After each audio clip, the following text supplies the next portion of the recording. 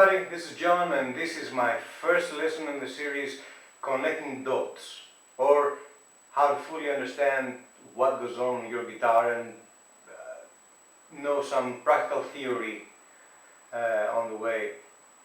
When I say theory, I'm not going to give you a PhD in music, but I'm going to skip all the boring stuff, use everyday words to describe some of the mythical sounding words that you may be listening, such as intervals, scales, arpeggios, chords. We will see how they all connect, how they're all derived from one another, and how you can incorporate them in your playing and fire up your creativity. So let's begin. First of all, to state one true thing, there is a common misconception that people understand notes when they hear them. Well, this is not very accurate. Only a very small percentage of the population is born pitch perfect, and the notes actually mean something to them. Some of us may have relative pitch, some of us don't really care at all, but what really matters to our ears is how do we actually perceive music. And this is caused when a series of notes come one after the other, preferably in a standard tempo, in a standard time distance. Okay, now distance is the operative word. We understand music when two or more notes are played, and our brain, through our ears, translates that note distance as something. There are some very profound and obvious, should I say, distances that are being translated by the human ear as happy or sad. There are other distances that are more obscure, and each person translates differently. That's why I have all this this variety of music genres, and so many subjective opinions on who's the best this and who's the best that, and what does everybody prefer. By the way, my native tongue is not English, in case you haven't realized so far, but I hope that we will be able to communicate properly. Now, this specific distance that I'm talking about, simply put, the distance between two notes is called an interval. That's it. The meaning of interval is demystified. It's distance. Okay, much as you walk in a room and the walls are that far apart, and the room feels crampy, and this is more like a closet, I gotta get out of here, or maybe you like it, I don't know, it's your thing.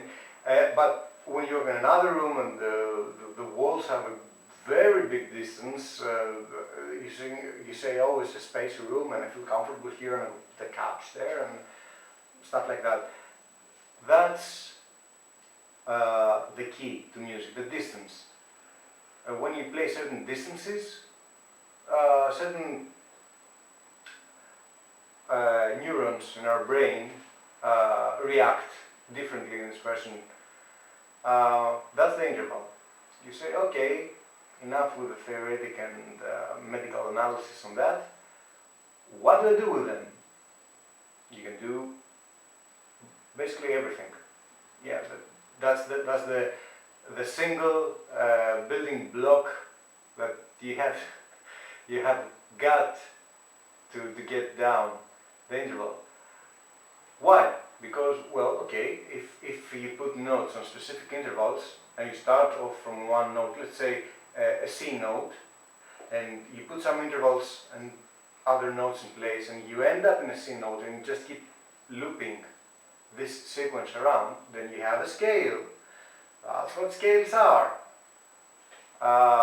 Okay, so it's not that simple, but it has a very simple basis. That's what I'm trying to get through here. We'll start off simple, and by the end of this series you'll be able to do whatever you want with your guitar. Whatever genre you like, whatever guitar you have, 6, 7, 8, 9 string, I think they have 10s now, or something like that. So learn basics. This is the basic, the interval. Now, in our Western music, the smallest interval without counting bends or tremolo, floating tremolo, dives or pull-offs, the smallest interval that you can play on a fretted instrument or on a keyboard, which has specific distances, not on a violin, for instance, which is fretless, the smallest interval is called the semitone, or a half tone, if you will. That's the distance covered when you are on the first fret, for example, and you play the first fret and then the second fret. That distance between two frets is a semitone. It's a half tone interval. When you play two frets or two keys on a piano, on a keyboard, then you have a whole tone, or just a tone, if you like best. So it's tone and a semitone. If you put 3 semitones, you have a tritone, and so on and so forth. But the pure basic stuff is a tone and semitone. A semitone is half a tone. 2 halves make a whole. Simple as that. Now, some people in the past, way before us, sat down and did all the hard work, and they came up with certain scale recipes. Yeah, that's the correct word. Much as you will take few ingredients and you put them in a specific order in a frying pan or in a casserole or in an oven, and you follow this recipe, and at the end you have a delicious meal to satisfy your senses. In the same way, you choose to put the intervals with a certain recipe, and every time you will get the same delicious meal if you play it from start to finish, that is. So, to me, the mother of all scales, which is the only thing that you have to learn by heart from this lesson, is the major scale. And I say to me because there are many people that learn the scales by heart. They learn all their intervals, they learn everything, and they spend quite many years to do so, which is not bad. But to me, what really worked is, okay, so how is this new scale related to the major scale? Oh, it has a sharp fourth. I don't know. It has a sharp seventh and a flat third. There are many scales. There are 7-note scales, 5-note scales. I think there are 8-note scales, but let's deal with the major scales. It's a 7-note scale, and the recipe, which you can make happen, is really simple. It's tone, tone, semitone, tone, tone, tone, semitone. 2 tones and a semitone, 3 tones and a semitone. Just learn that by heart. And the notes really do not matter before you create the scale. So, to prove this, I have my daughter's little blackboard here. You can see it's pink, so it's not mine, but it has black, so it's pretty male, and it will do the work. I will take a chalkboard. I don't know how old I seem to you, but I was born last century, so I like chalks and chalkboards. Now, as I said, I don't care about the notes. I seriously don't care about the notes. What I'm going to do is I'll draw circles instead of notes, and I'll just number them. So I'll draw this circle is note number 1 in our scale.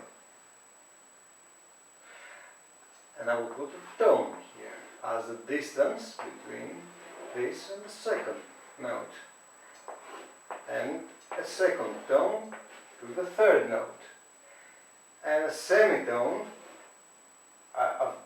you must have guessed that T is for tone and S is for semitone. For the fourth note. And the tone again to go to the fifth note. And tone again to go to the sixth. And tone to go to the seventh. And the semitone to go to the eighth. But you said, hey, dude, I'm not really good with slang. But hey, dude, you just said there are 7 notes in the scale, what gives? Yeah, there are 7 notes in the scale, but as I previously said, when you start off a note and you end up in the same note, 1 octave higher, and you loop this, then this is your scale. If you keep the intervals, the distances the same. What's an octave? Great question. Octave comes from the Greek word octo, which means 8. 8 notes higher than the first is the first again 1 octave higher. If you want to talk physics, this note vibrates double the frequency of this note. Faster, 2 times faster. Because every sound you hear is a vibration, is a wave. Every sound you hear is a wave that vibrates in a specific way. So if this vibrates 100, this will vibrate 200 and will be higher in pitch. If this vibrates 100, this vibrates 50 and will be very severe. So cool, this is an octave. A scale. Practically, what is a scale? Well, I'm not going to draw a sheet in music, but everybody's seen one. No, I'm going to do it. It has 5 lines, 1, 2, 3, 4, 5, and it has little dots. Under them, on them, in between them, and so on and so forth. Does this remind you of something? Yes, scale comes from the Latin or Italian, I think Latin word, scala. Scala is ladder. It means ladder, or a stairway, if you want. What does a stairway has? Well, it has a starting point somewhere in a low level, let's say ground floor, and when you take the stairs up, you reach the first floor or the second, or wherever it takes you. This is exactly it. These lines represent the steps, and this black dot is the guy that goes up and down. So, very simplified, I know, but it's that simple. Think of it as being that simple. The lower this black dot is, the bassier it sounds. And the higher that note is, the higher it sounds. I'm sorry. So these are the steps that these little black dots, these frequency waves, these wave vibrations, call them whatever you like. Call them Billy Bob, I don't care. Call them something that speaks to you. Most of the planet calls them notes, but nobody will say, hey, why do you call them Billy Bobs? They're not. Okay, so I call them Billy Bobs. What's your problem? Now, I think you got that. Let me take this very cool and sophisticated, not sponge, it's toilet paper. Yeah, and so okay, we have this the scale. Okay, we have the scale with these intervals. What can I do with that? Well, you can practically create every scale that you want. This is a major scale pattern. If you fill in the void in the circles with notes, you get every major scale that you can get. And you can play in that key. Oh, that key. What's the key? Well, consider the key. When you say you're in the key of C major or A minor or something like that, that you're in that type of scale. When you're changing keys, well, yes, then you're moving to other scales or you're borrowing from other scales. Another term demystified by yours truly. Now, I will start off by creating the C major scale. Why? Because it's the only scale that doesn't have sharps or flats in there.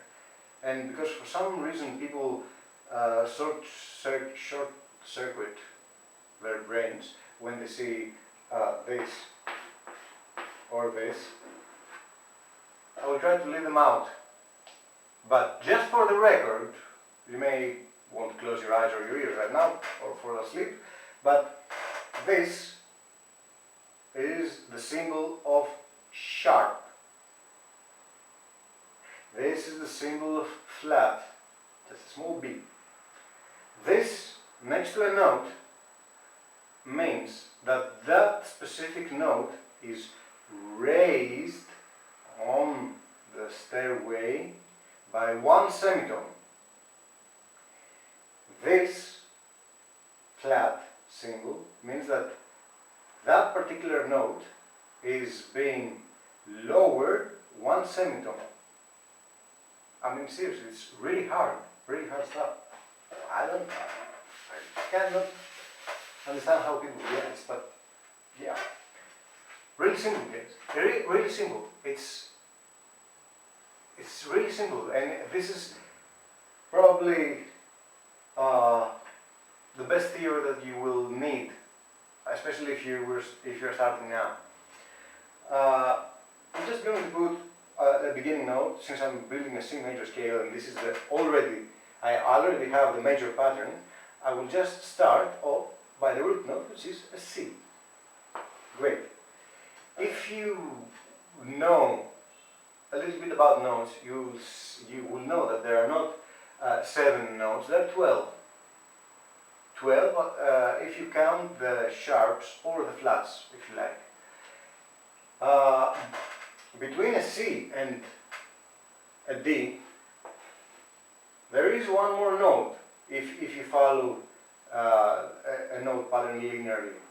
If you go all your frets one after another and you find a C note, right next to that is a C sharp. C sharp, if I put the bar here, it will raise the C and become a C sharp. If I put the bar here, if I put a little bit here on D, it will make it a D flat. So if you say C sharp or a D flat, it's exactly the same thing. That's not important right now. What is important is that since it has another note in between them, and I'm just writing C and D, the interval between them is a tone. Okay, because it has 2 frets apart. It has one fret that's empty, not played. So I'm playing an interval of a tone. So C plus tone gives us a D. D plus tone gives us an E. E plus semitone gives us an F. They do not have another note in between them. Let's write this down as well. E and F. Not another note inside them. E sharp is F. F flat is E. F plus a tone produces a G. G plus a tone produces an A. A and a tone takes us to B. If you can call that a B, I'm sorry. And B and a semitone gives us a C. Let's write this down as well. B and C. Only these 2 pairs in that order do not have another note in between them. So these 2 sharpened gives us these 2, and these 2 flattened give us these 2. Great. E to F, B to C. The only ones that do not have another note in them. Great. So, C, D, E, F, G, A, B, and C again, the octave. Amazing. You can try this with every scale that you want. Start from an F. F and a tone is G. A and a semitone. I'm sorry. F and a tone G. And I need to write this down. I do not really use these names. Okay, so let's do it. Just to prove my point. So it's F and a tone is a G. A G and a tone is an A. A and a semitone, you might say that would give us an A sharp, but in music theory it's accustomed not to use two notes of the same name on the scale, because if you do that, then you will skip one note. For instance, if I put here A sharp and a tone gives us what? A B sharp or a C? You would write a C. Where's the B? It's not mentioned. I hope it makes sense, but if you look at the big picture, it will. So I'm just going to write this A plus semitone, a B, flat. B flat and tone takes us to C. C and a tone takes us to D. D and a tone takes us to E. And E and a semitone takes us to F again. Amazing. You can do this with every scale. Just keep in mind that these two have no notes in them, and do not repeat notes. If you are going to repeat the note by sharpening it, just flatten the next one. Great. So let's get back to C. And then I'm going to use all this chalk in my hands to go and lift some weights. It's summertime, so I need to go out to the beach looking good. C, D, E, F, G, A, B, and C again. Now, what can I do with the scale? Well, an infinite number of things, pretty much. But the two basic things you can do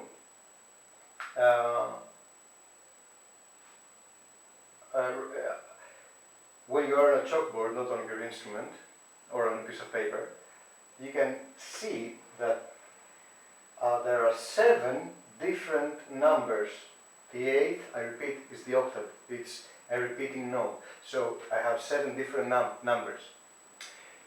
If I play from number 1 all the way to number 7 and 1 again, all the way to number 8, and just loop the thing, I'm playing a C major.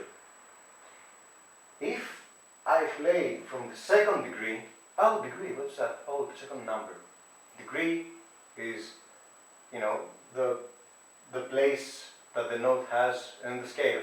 It's another difficult thing that you have to learn.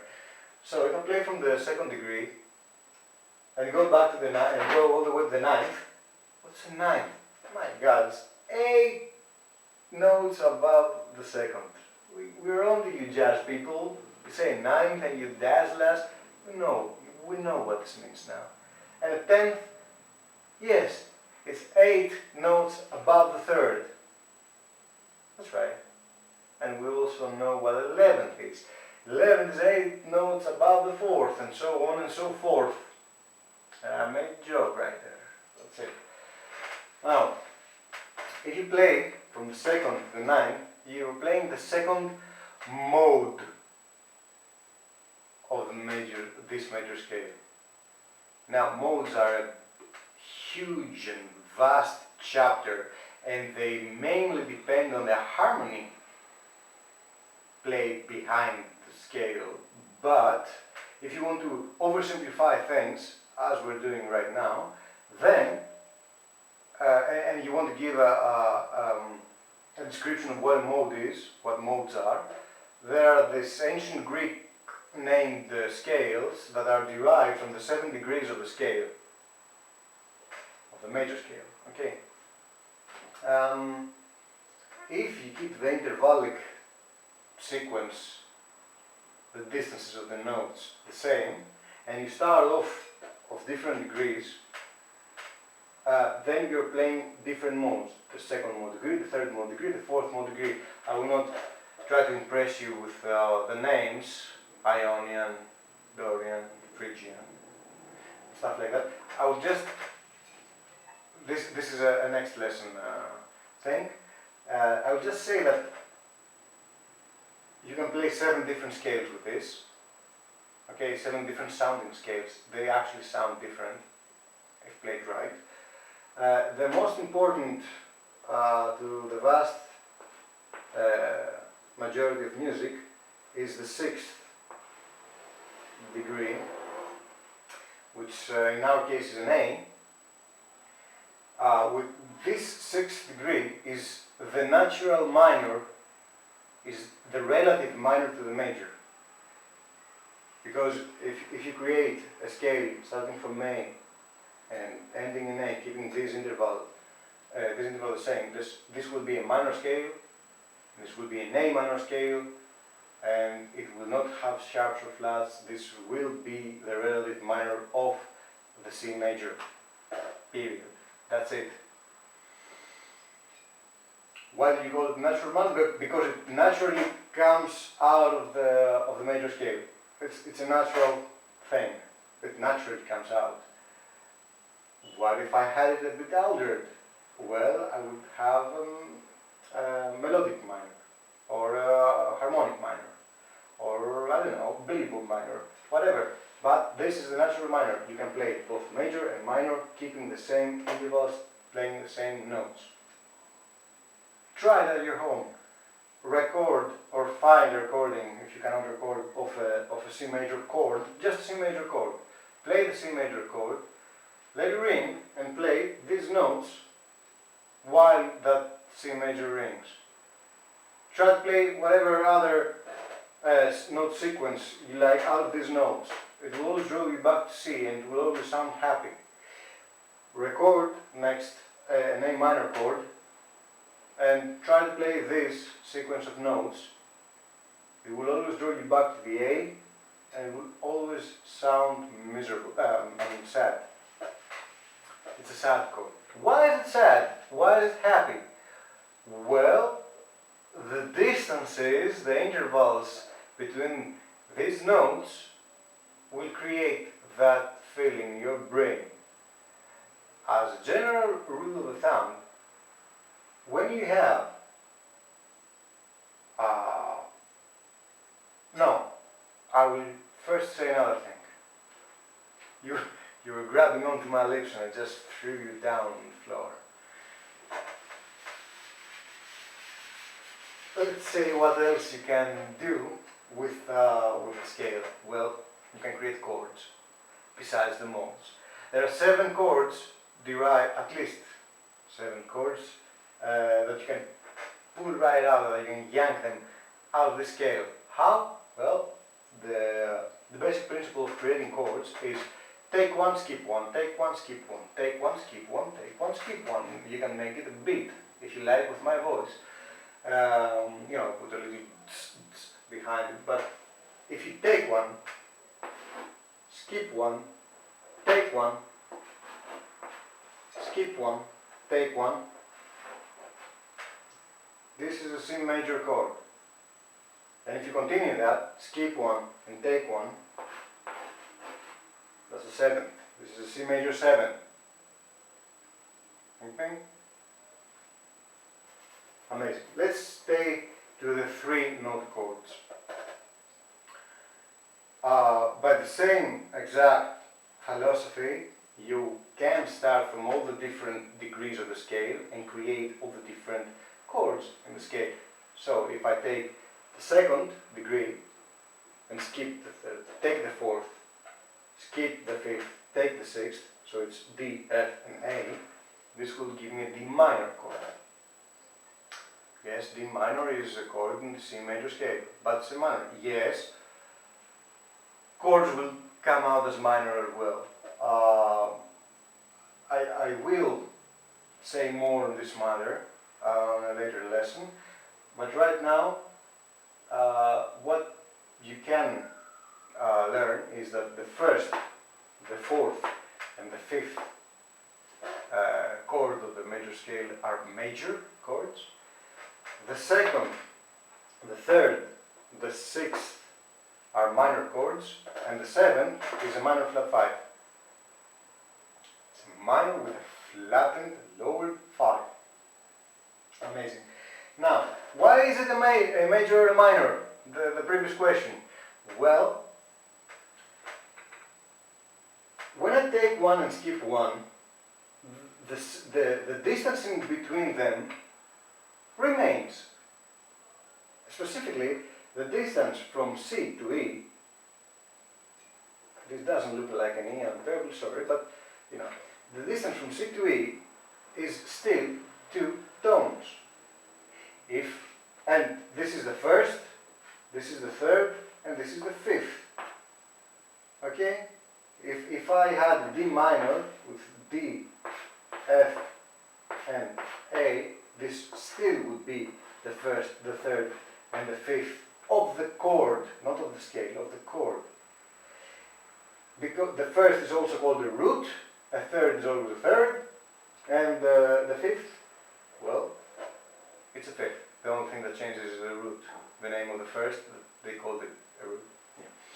Now, the distance, if the distance between the first and the third are 2 tones, then this is a major chord. Simple as that. If the distance between the first and the third is 3 semitones, or a tone and a half if you like, this is a minor third. This will always be sad, and the major will always be happy. If you add a seventh, well, that changes things a bit. It goes a bit fuzzy if it's truly sad or truly happy, and it's translated by many people in a different way. But still, I'm sticking at 3 voice chords, 3 note chords. And that's it. 2 tones, distance from the first to the third produces a major sound. 3 semitones or a tone and a half produces a minor, a sad sound. And that's it. What else can you do? Well, amazing. You can, if you will, and if you like, tell people that you've learned what inversion is. Another mystical word. Well, an inversion is when you... I will draw sheet music again. 5 lines. Okay. This, and trust me, this is a C. Okay, this is a C. This is a on the line. I don't know if it can be seen. I think it can. Is an E, and on the second line is a G. Okay. So if you can see this, you can see that the lower note is a C, the root note. If you take the third and you put it lower than the first, that's the first inversion. And guess what the second inversion is? That's right, if you take the fifth and you put it lower than the first. That's right, you know, inversions, great, amazing. What else can you do? Well, I'm really glad you asked. You have written everything down. I can erase the chalkboard, right? Oh, before I do, let's write the notes of the A minor. The A minor has an A, it has a C, and it has, since C, number 8, number 1, and I took that, I will skip 1, and I will take the next one. Then E. The A minor says that you are an ace. It's a very cool chord, very kind, very polite. Well, I'm now erasing everything.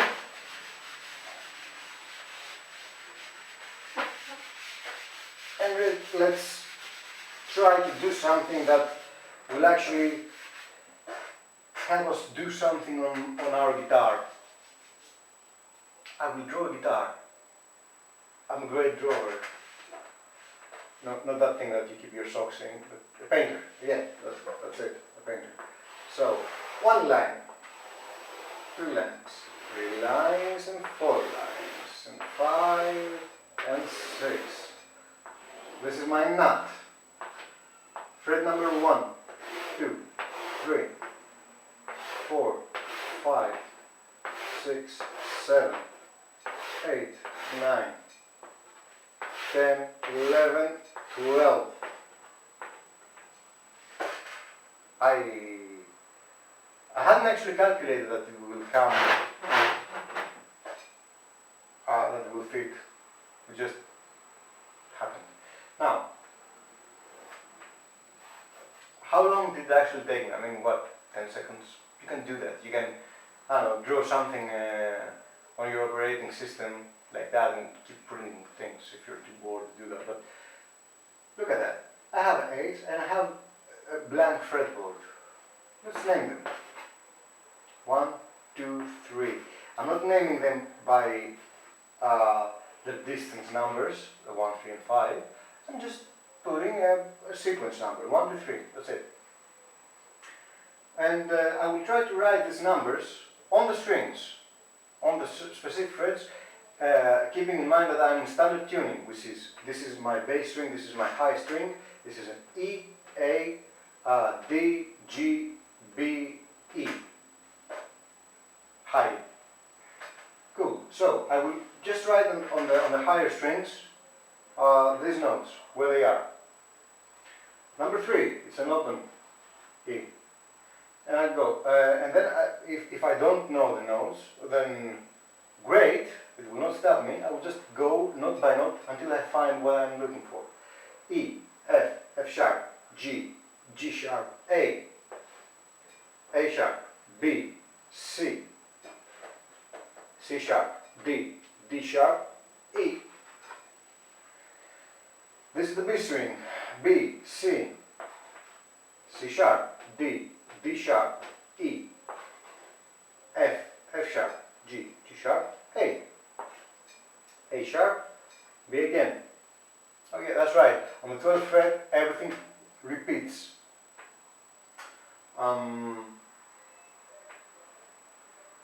G. I got it, don't worry. G, G sharp, A sharp, B, C, C sharp, D, D sharp, E,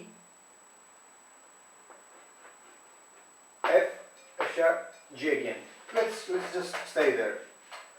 Can you see patterns being created? I can see patterns. I can see a line here, a weird line here and here. Keep in mind that if you try to grab these and play them, it will all sound like an A minor chord. So by drawing numbers or notes, if it's easier for you, if you're drawing numbers or notes on a blank fretboard in that way that you figured out the notes that you want to figure out on your scale, on your fretboard, you're drawing them and you're visualizing patterns. Now, this is not the type of lesson that I want to play a super amazing lick or a super amazing sequence of things and tell you, hey, look how good I am. Try and keep up and spend the next couple of months of your life doing what I'm doing. No, it's cool if you like it. I do it when I listen to something great, but this is about you getting out of the box. And if you are not in the box, of you not getting into the box. It's about firing up your creativity. It's about being yourself. Because I see certain patterns here. I see, I don't know, 9, 12. Okay, I'm a freak. Whatever. I see 15 patterns here. I'm not going to give them to you because you may see 20 patterns, or 3, or it doesn't matter how many patterns you see. As you play, you will see more. But they're your patterns. You will translate them through your eyes, through your brain, to something that fits to you. That's how you will build up your creativity. look at it. What seems natural to you? The notes are there. They are correct because we produce them in a correct way. You cannot be wrong with that. Whatever you step on here will be right. It will be an A minor thing. And when I'm talking about thing, you could grab a whole bunch of notes here and strum them all together and be a chord, or you can individually pluck them, or sweep them, or tap them, or do whatever, and be an arpeggio, or be in a lick, or whatever. Okay, this is yours for the taking. These are the notes. Do what comes natural to you. I will give you an example, because some people may not have even touched the guitar before. So, and I want to give an example so that you can guide yourself a bit, but don't stick to that example. It's a very common example, you can find it everywhere. Get out of it, and fast. The minute I show you, forget it, and concentrate on that. Print your own things, find your own notes and scales and chords that you want, and play them. Then just grab a random guitar here. Oh, hello. This is one of my favorite guitars. I've had it since 1996. Yes, that was previous century. Now, first off, if you apply on your guitar the intervallic sequence that I showed you on how to create a scale, you can practically, by the end of this lesson, in a couple of minutes, play every possible major scale in existence. How? Well, remember the recipe? Tone, tone, semitone, tone, tone, tone, semitone. Great. Start off from one note. Let's say an F. We did that example with an F. And just give me some views. Okay. F. I'm not even going to use a pick. Okay, I'll just F. Tone, tone, semitone, tone, tone, tone, semitone. Amazing. I just played an F major and I don't even know what the notes in between the Fs are. Let's try. Pick a note, pick any note. What did you say? A D flat. Oh yeah, this is a D flat here. Okay. Tone, tone, semitone, tone, tone, tone, semitone. Amazing. You can do practically whatever you like. Okay, if you follow the pattern linearly, it's really easy to play all the major scales and get a feel for that. You will need to practice playing linearly. It gives you character. It gives your playing character, because what we will see in following lessons is how to create interesting patterns, not only by composition-wise, but also by how to approach the note. I mean, if this is my major, I can approach the notes not by plucking each and every one, tack, tack, tack, tack. You can do.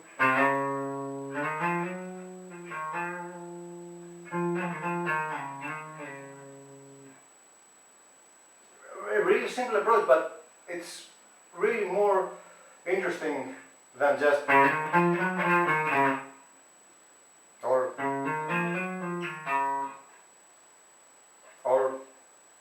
listen to that.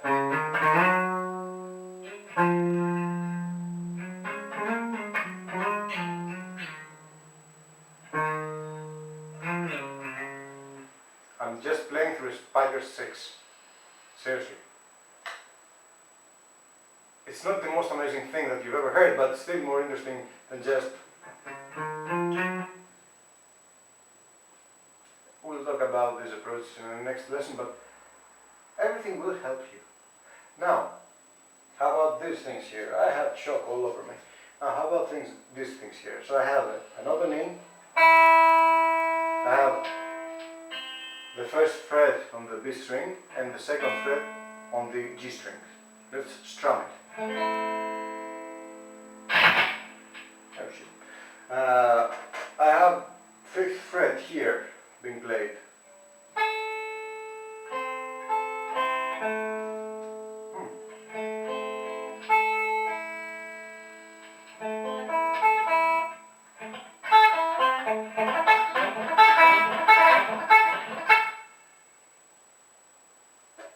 Same principle. 3 bar notes here, and I have the 8th fret here.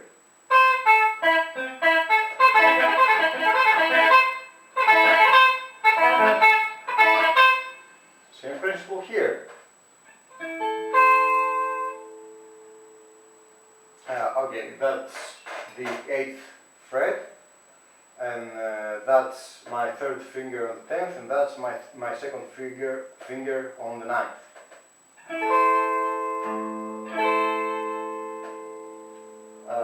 Way up there is the 12th. Let's put my pinky, 1st, 2nd, 1st.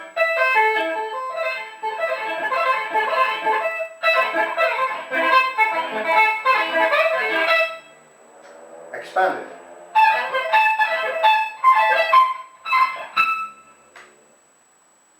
Don't stick to that example. Do not do that. Do not stick in that. Play it, get a feel for it, forget it. Do your own thing. Okay? And that concludes my first lesson on connecting dots. To do a small recap, we said about what an interval is, how you can create a scale out of it, how you can childishly derive the modes out of it, how to yank the chords out, how to create your own diagram, your own visual pattern, your own visualization, and we gave a small example of how to approach all this stuff. I hope that this has been somewhat elaborating to you, or illuminating. What's the word? I'll get back to you with the right word. I think it's illuminating. I think that I hope that you found that an illuminating experience, and I hope I'll see you again.